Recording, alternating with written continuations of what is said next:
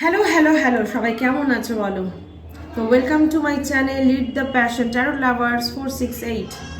তো চলে এসেছি আজকে একটা নতুন ট্যারো কার্ড রিডিং নিয়ে, একদম fresh new taro card reading নিয়ে। যারা এখনও চ্যানেলে নতুন অবশ্যই চ্যানেলকে সাবস্ক্রাইব করবে যাতে আমরা এনার্জি এক্সচেঞ্জ করতে পারি, কারণ এনার্জি এক্সচেঞ্জের মাধ্যমে একটা প্রপার রিডিং আসে।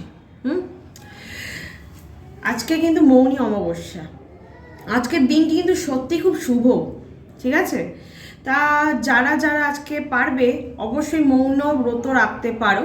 এখনও অবধি হয়তো যারা কথা বলে ফেলেছো কোনো ব্যাপার না, দিনের খানিকটা সময় মৌন ব্রত তোমরা রাখতেই পারো, ঠিক আছে?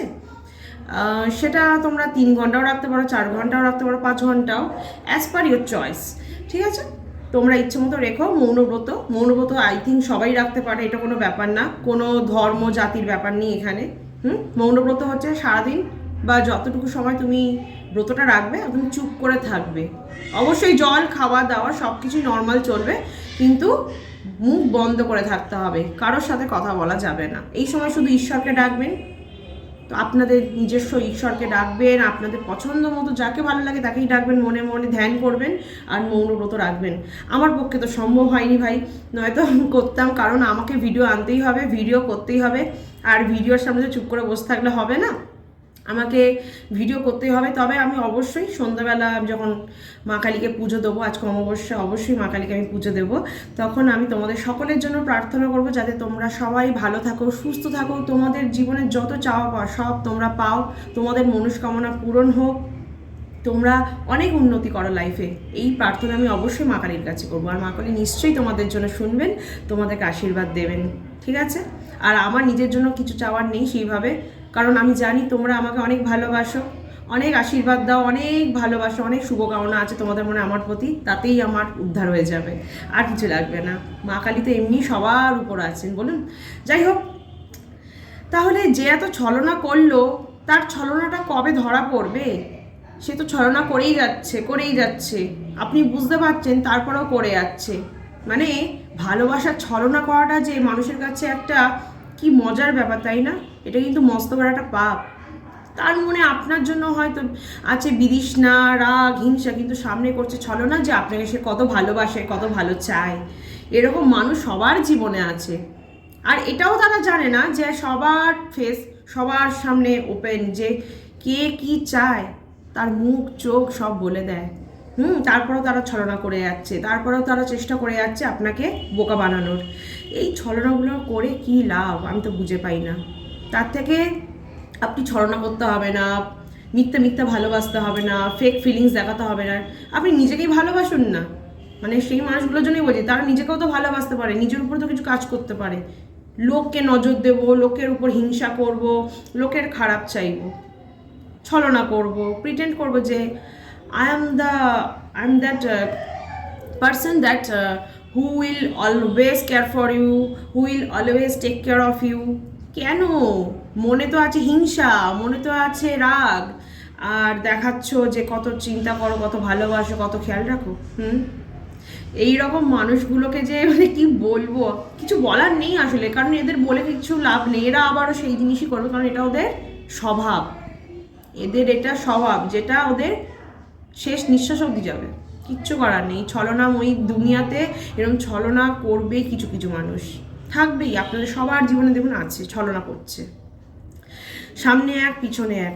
এইসব মানুষদের থেকে একটু সাবধানে থাকা যেতে পারে। তাদের হয়তো জীবন থেকে পুরোপুরি সরিয়ে দিতে না পারলেও, মানে আমাদের নিজস্ব জীবন থেকে সরিয়ে দিতে না পারলেও, দূরে না করতে পারলেও সাবধানে অবশ্যই থাকা যেতে পারে। কারণ দেখুন, গোলাপ ফুল তুলতে গেলে গোলাপের কাঁটা তো আপনাকে খেতেই হবে, কারণ গোলাপটা গোলাপ গাছেই হবে, আপনি কাঁটাটাকে সরাতে পারবেন না কোনোভাবে, কারণ এই কাঁটাটা গোলাপ গাছের সাথেই তৈরি হয়েছে, জন্মেছে।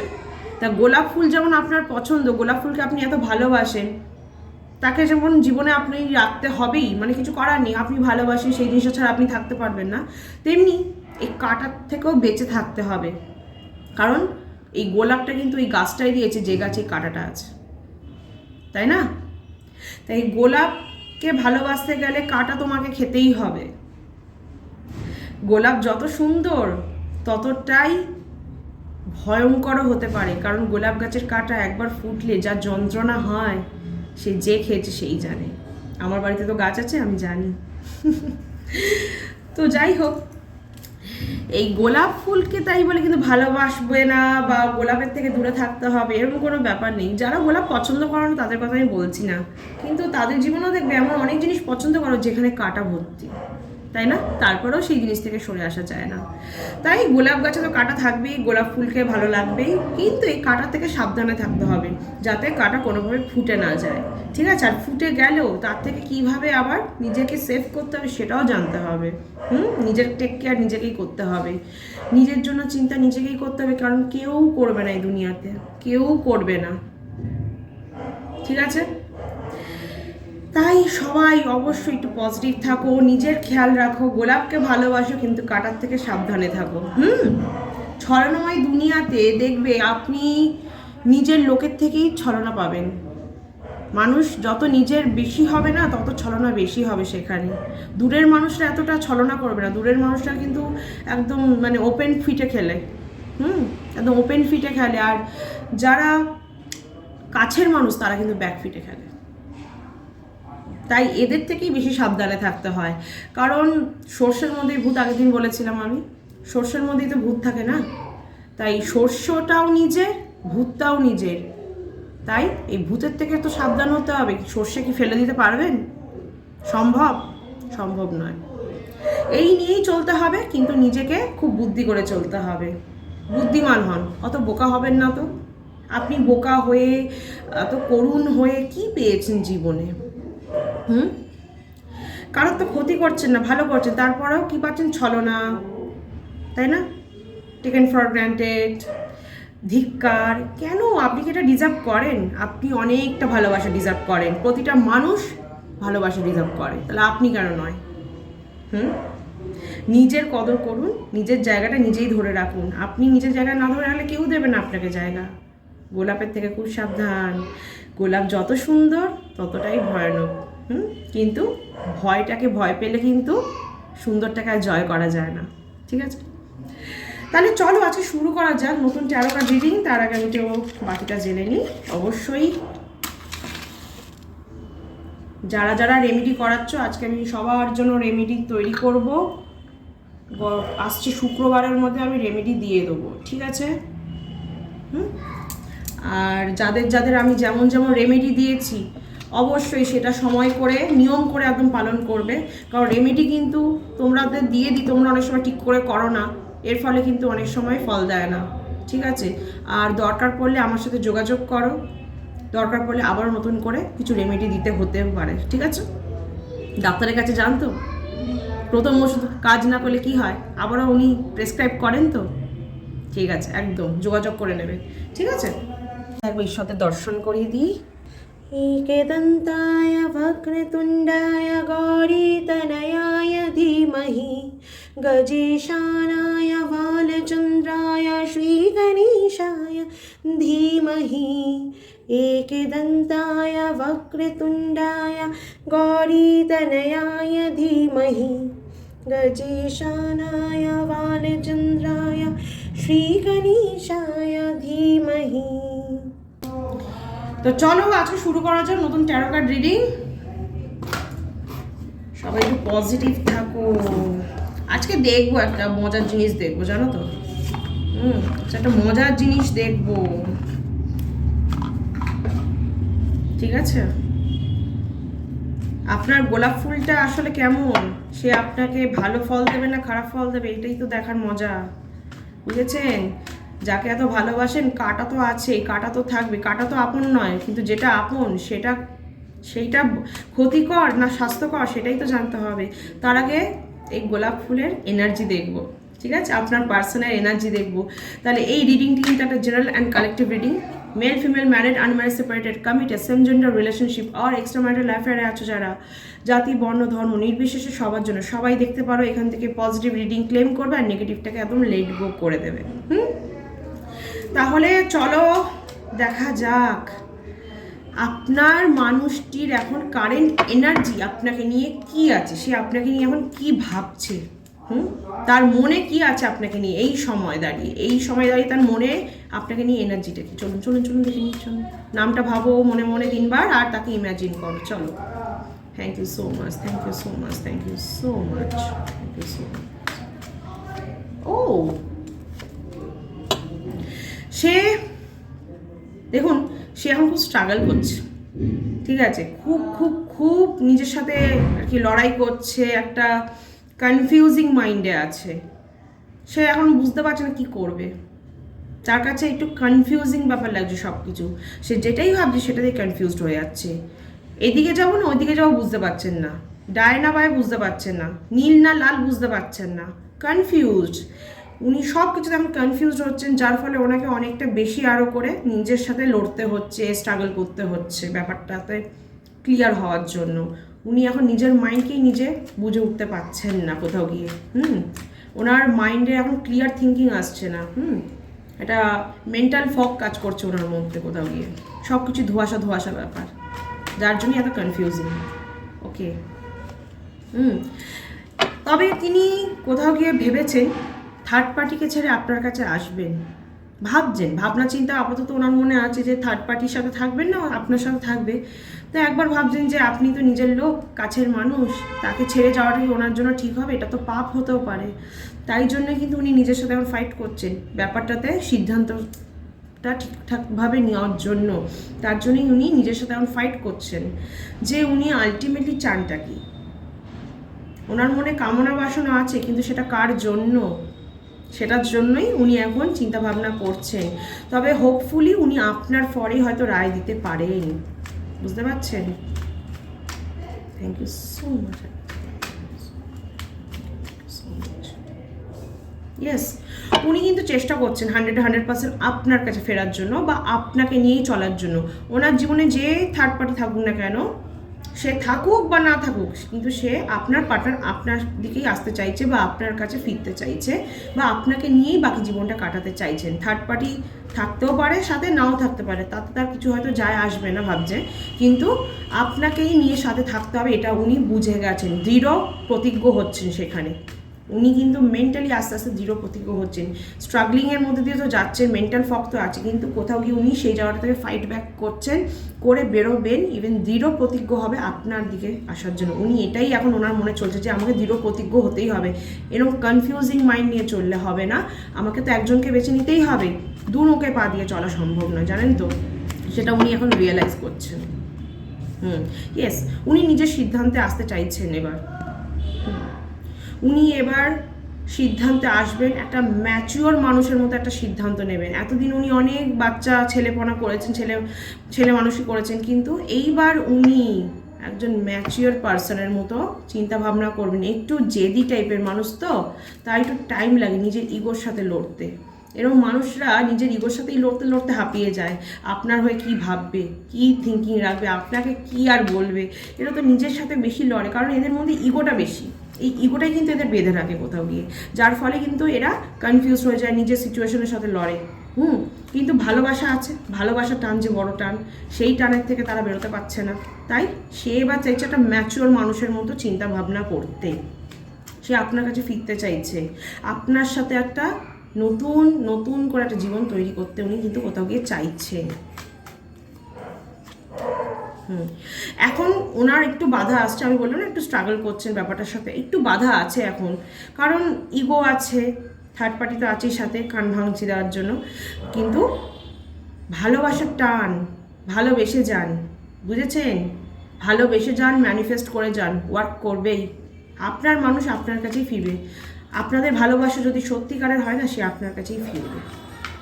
মানে বিশ্বাসটা রাখতে হবে দিদি, বিশ্বাস রাখতে হবে ভাই, কিছু করার নেই এখানে, বিশ্বাসের উপরেই সব কিছু টিকে আছে এই দুনিয়া।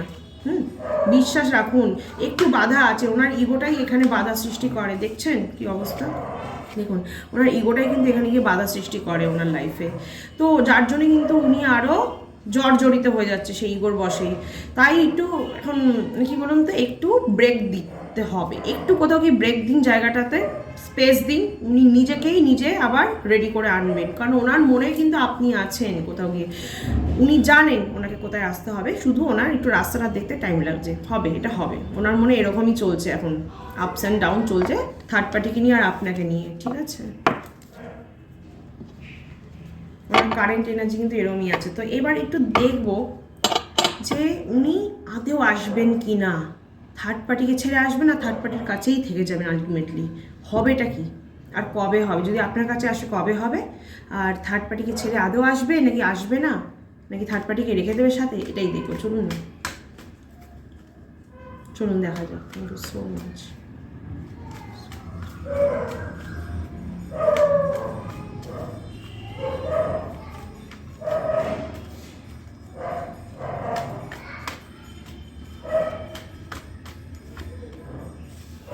দেখুন এখন একটু সাময়িকভাবে বাধা দেখতে পাচ্ছি আমি, ঠিক আছে? এখন একটু সাময়িকভাবে বাধা আছে, এখন ওনার আসার চান্স খুব বেশি নেই, কারণ উনি নিজে একটু কনফিউজিংয়ের মধ্যে দিয়ে যাচ্ছেন, সিদ্ধান্তে আসতে পারছেন না। তবে ওনার মধ্যে কারেজটা আসলে তবেই তো সম্ভব না? কারেজ আসবে কি না সেটা দেখি, চলুন দেখি কারেজটা কবে আসবে।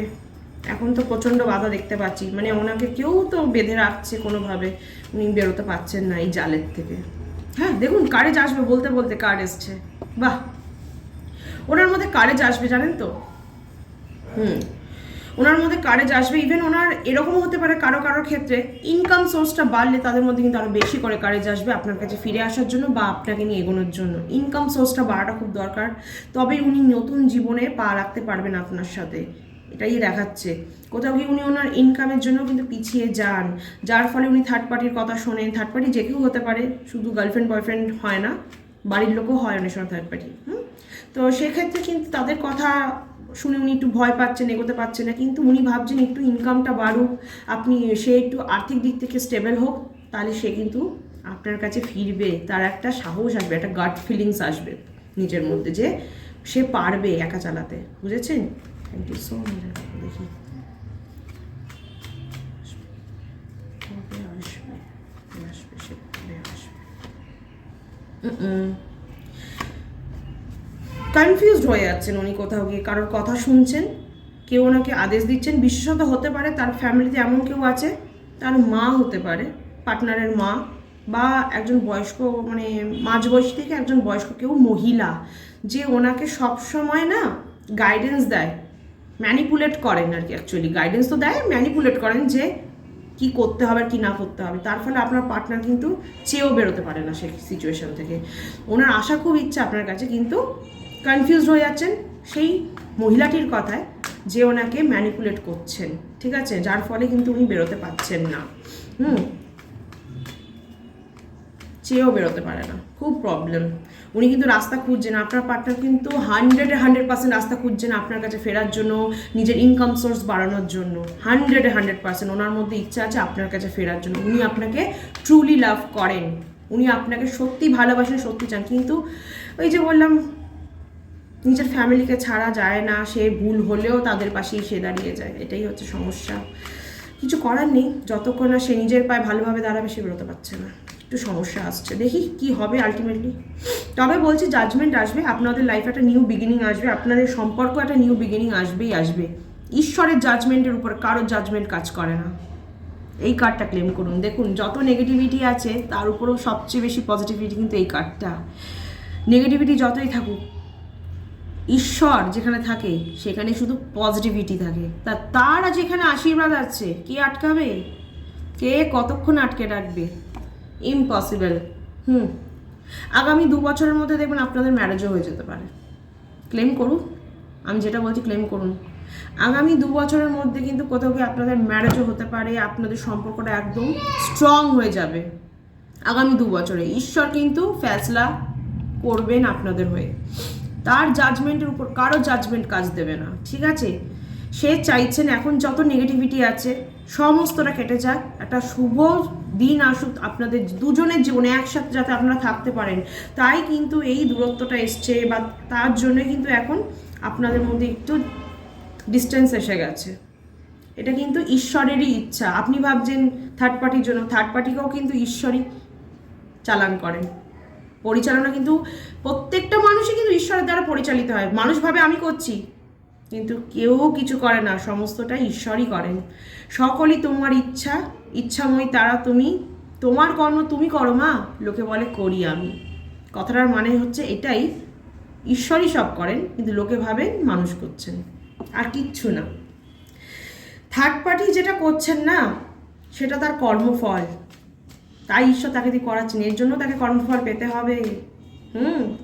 মানুষের যদি সদ্বুদ্ধি থাকে, মানুষ কিন্তু বুঝে যায় সে ভুল করছে না ঠিক করছে, তখন কিন্তু সে ঈশ্বরের দ্বারস্থ হয় আর বলে, ঠাকুর আমি তো ভুল পথে যাচ্ছি, তুমি আমায় যেতে দিচ্ছ কেন, আমাকে সঠিক পথে নিয়ে আসো। কিন্তু কিছু কিছু মানুষ থাকে যাদের ভালো লাগে না সঠিক পথে থাকতে, তাদের ভুলটাই ভালো লাগে, তাই সে ঈশ্বরকেও বলে না যে আমাকে সঠিক পথে নিয়ে আসো, ঈশ্বর আমি এটাই করে যাব, আমি দেখে ছাড়বো, আমি দেখে নেবো, এর শেষ দেখে ছাড়বো, তাই না? শেষ তো ঈশ্বরই ঠিক করবেন, আপনি কে বলুন ঠিক করার? তুচ্ছ একজন মানুষ আমরা কিচ্ছু পারি না, সমস্তটা তার ইচ্ছা, শুধু আমাদের চেষ্টা করতে হয়, বাকি রাস্তা উনি দেখান।